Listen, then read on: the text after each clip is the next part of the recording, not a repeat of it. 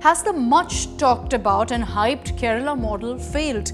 The state is accounting for 50% of COVID cases in India, reporting over 20,000 cases for over 2 days now.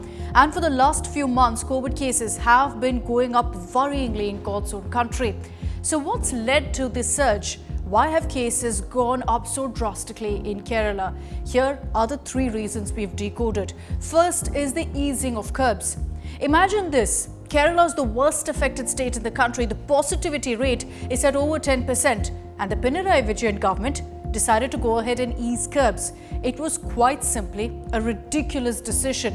It was done for Bakrid celebrations. For 3 days, curbs were relaxed, markets were allowed to open up.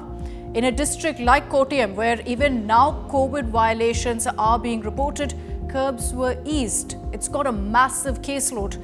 Now, the central government has also blamed the relaxation in curbs for the COVID spike, besides also saying that people in Kerala are not adhering to COVID-appropriate behavior.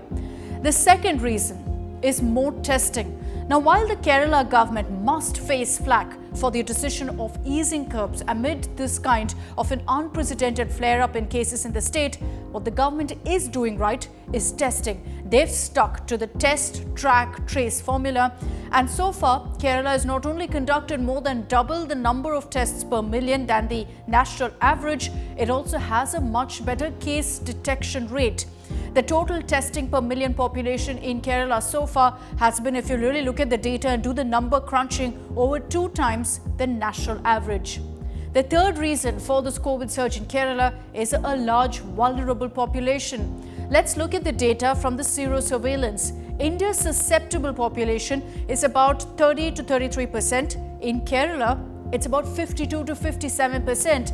And because so far Kerala has never seen such a spike in cases, there's a large number of population without antibodies. The solution, of course, to this is to ramp up vaccination, which Kerala is currently doing.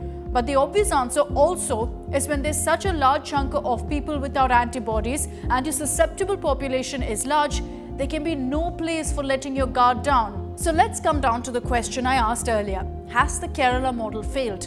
The answer is yes and no. The Kerala government must be questioned over why they really chose to ease curbs at such a crucial stage of the fight against COVID. But at the same time, they're doing some things right, like testing.